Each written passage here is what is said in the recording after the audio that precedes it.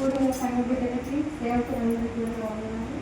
మీకు తెలిసిన సాక్ష్యమే, కానీ మందిరంలో నిలబడి చెప్పడానికి దేవుడు చేసిన మహిమను బట్టి, దేవుడు చూపిన కృపను బట్టి ఎంతగానో కృతజ్ఞత చూపిస్తున్నా.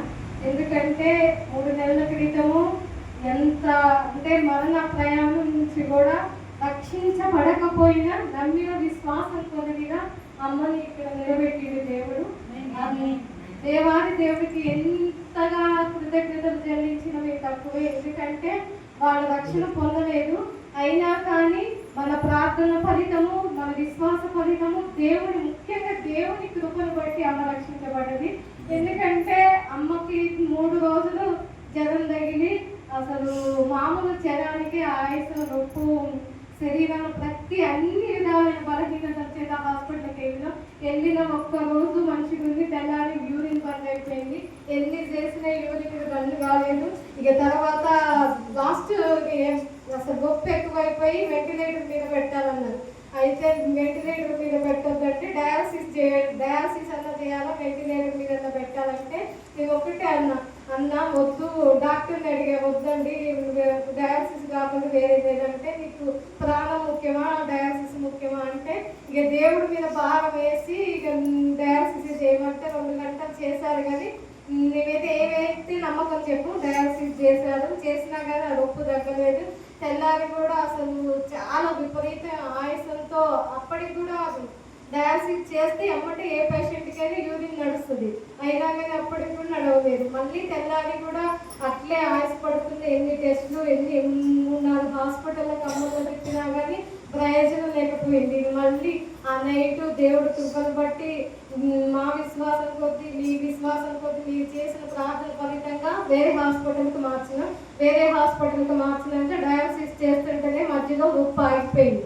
అయితే అక్కడ కూడా డయాలసిస్ చేసినా కానీ ప్రాబ్లం అర్థం కాలేదు. అప్పటికి కూడా యూరిన్ రన్ కాలేదు. వారం 4-5 రోజులు అయింది. 5 రోజులు డయాలసిస్ చేసినా కానీ యూరిన్ అమ్మ డయాలసిస్ చేస్తే యూరిన్ రన్ కావాలి, కొంచెం అన్న కావాలి, కాకపోతే ఇబ్బంది లేదు, మేమైతే ఏం చేయలేదు, దీన్ని కాకపోతే బయాప్సీ చేయాలన్నారు. కిడ్నీ టెస్ట్ చేస్తేనే అసలు కిడ్నీ పని చేస్తుందా లేదా, అసలు ఎలా ఉంది తెలుస్తుంది. అంటే బోర్ల పడుకుంటేనే ఆ టెస్ట్ చేయడానికి కుదురుద్ది.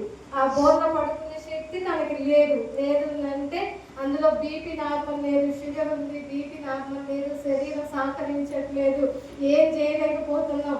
ఆ డయాలసిస్ చేస్తే 4 గంటలు ఎంత నరకం చూసిందో మా అమ్మ, మేము కళ్ళతో చూసినాం. అసలు ప్రాణం రక్తం తీసి రక్తం శరీరంలోకి ఎక్కించడం అంటే ఎంత నరకమో మేము కళ్ళతో చూసినాం. నిజంగా ప్రాణం పోయి తిరిగి వచ్చిన పని.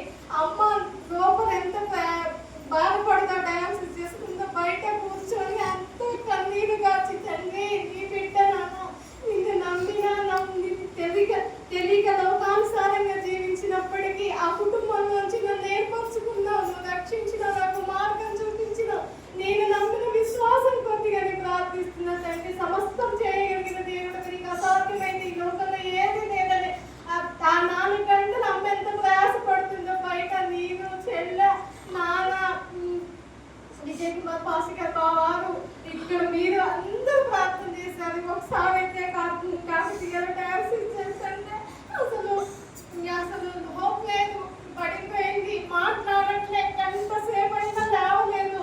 అసలు ఇక డాక్టర్లు ఆయనకు అర్థం కాలే ఏమైంది, ఎంతసేపు పిలిచినా కానీ అమ్మ ఏమైంది ఏంటంటే కానీ సోయి లేదు, ఆల్రెడీ కోమాలోకి వెళ్ళిపోతే డాక్టర్ బయటకు వచ్చి ఆమె శరీరంలో ఏదో బాధ ఉందమ్మా, ట్రీట్మెంట్ జరుగుతున్నా కానీ తను తట్టుకోలేకపోతుంది అని అంటే మీరు హైదరాబాద్ తీసుకుపోయినారు. అప్పటికి నాన్నకి ఫోన్ చేసి నాన్న వచ్చి హైదరాబాద్ తీసుకుపోదాం అనుకున్నాం. కానీ ఎప్పుడైనా బీపీ ఎక్కువ ఉండేది. 2 రోజులు ఆ బీపీ పెరగడానికి ఇంజక్షన్ పెట్టినా కానీ బీపీ పెరగలేదు. లో బీపీయే ఉంది.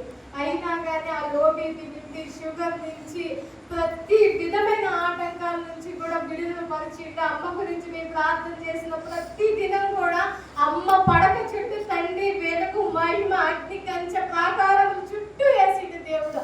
ఆ విశ్వాసంతోనే ఏది చేసినా తండ్రి నీ చిత్తమే, బ్రతికినా నీ చిత్తమే, నీ లోకాన్ని నుంచి నీ సన్నిధానానికి వస్తుందని నమ్మకంతో విశ్వాసంతో ఉన్నాం.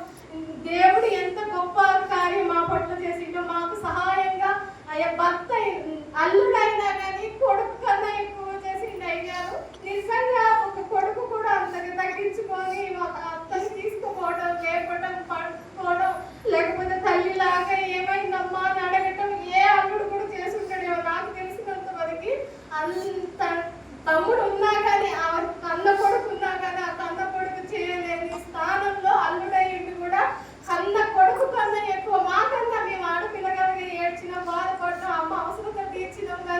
ఏ హాస్పిటల్కి తీసుకెళ్లాలన్నా, ఏ దేనికి తీసుకెళ్లాలన్నా మాకు తోడుగా వెన్నంటి ఉండి నడిపించింది పాస్టర్ గారే.